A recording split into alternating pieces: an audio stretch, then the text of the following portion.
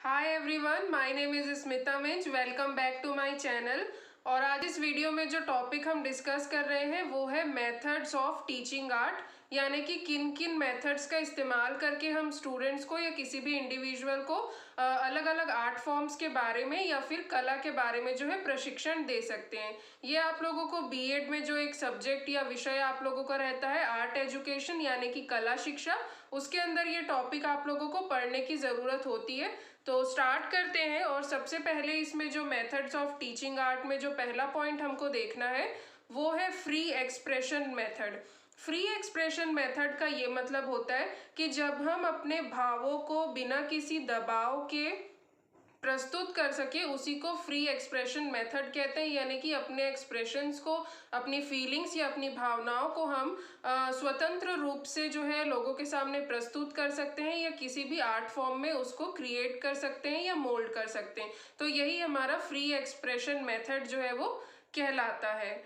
Children see many objects around them and in the school and try to picture the incident related to them। यानी कि जो students रहते हैं या बच्चे रहते हैं वो अपने आसपास के वातावरण या इन्वायरमेंट में या फिर अपने स्कूल में ऐसी बहुत सारे ऑब्जेक्ट्स देखते हैं, यानी कि चीज़ों को देखते हैं या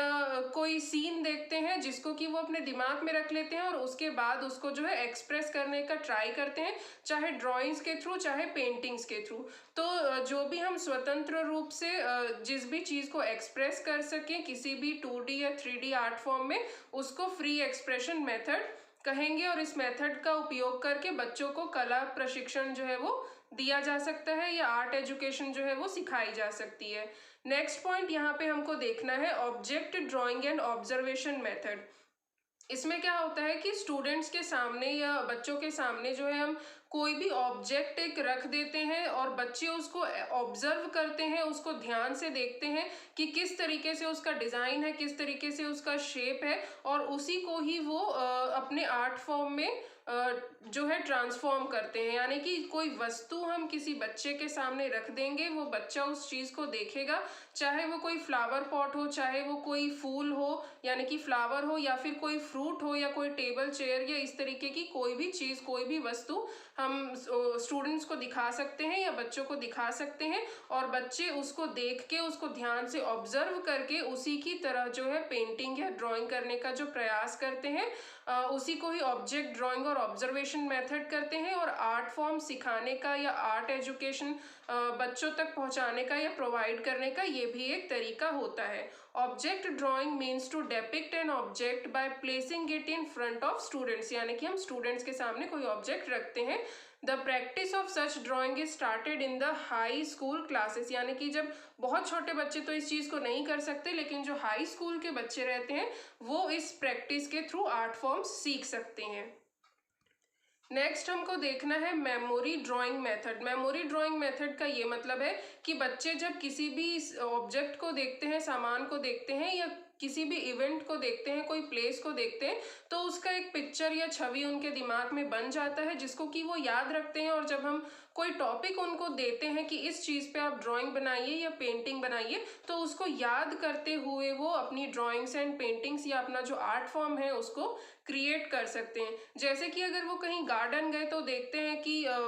फ्लावर्स वगैरह लगे हुए हैं गार्डन में, बच्चे हैं खेल रहे हैं, अलग अलग टाइप के झूले जो है वहाँ पे लगे हुए हैं, तो वो सारी चीज़ें उनके दिमाग में जो है बस जाती है। उसके बाद अगर हम उनको बोले कि आप किसी गार्डन का सीन बनाइए या व्यू बनाइए, तो वो उस चीज़ को याद करते हुए अपनी ड्राइंग एंड पेंटिंग्स को जो है बना सकते हैं। अगर बच्चे कभी रेलवे स्टेशन गए हैं, उन्होंने देखा है कि किस तरीके से प्लेटफॉर्म होता है, वहाँ लोग खड़े होते हैं, रेलवे ट्रैक होती है नीचे, वहाँ पे ट्रेन आती है, तो भले ही वो बहुत अच्छे तरीके से उस पूरे सीन को ना बना पाए, पर आड़ी तिरछी लाइन या जो भी शेप्स वगैरह देके वो अपनी ड्राइंग को कंप्लीट करते हैं अपनी याददाश्त यानी कि मेमोरी के थ्रू। जो भी सीन या जो भी ऑब्जेक्ट उन्होंने देखा है वो उसके दिमाग में रह जाती है स्टूडेंट्स के, और जब हम उनको कोई टॉपिक देते हैं तो उस पर वो ड्राइंग या पेंटिंग्स बनाते हैं। तो ये जो है कला प्रशिक्षण देने का एक मेथड है या एक प्रोसेस है या स्टेप कह सकते हैं इसको, मेमोरी ड्राइंग मेथड। नेक्स्ट यहाँ पे हमको देखना है इमेजिनेशन मेथड। इमेजिनेशन मेथड का ये मतलब होता है कि कुछ भी चीज़ हम सोच विचार कर रहे हैं अपने दिमाग से, कोई भी डिज़ाइन क्रिएट कर रहे हैं या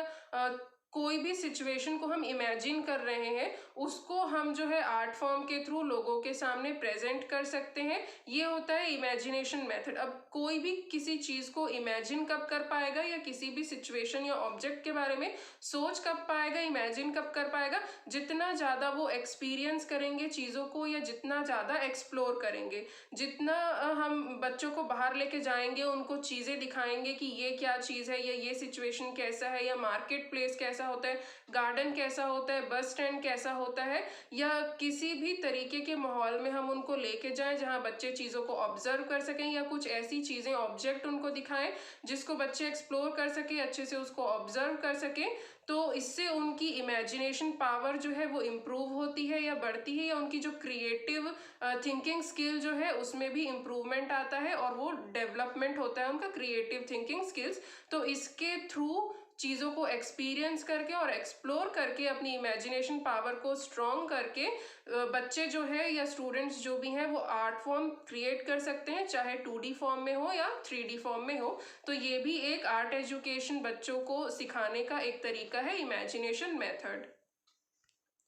नेक्स्ट पॉइंट हमको देखना है डेकोरेशन मेथड। डेकोरेशन में ये होता है कि साज सजावट की चीज़ें जो है बच्चों को सिखाई जाती है कि अगर उनको उन्होंने कोई ड्राइंग बनाई है, सिर्फ आउटलाइन करके वो नहीं छोड़ देते, उसके अंदर कैसे किन किन कलर्स का यूज़ करना है, किस तरीके से पेंटिंग करनी है। अगर आपने कोई पॉट बनाया है तो पॉट डेकोरेशन का काम हम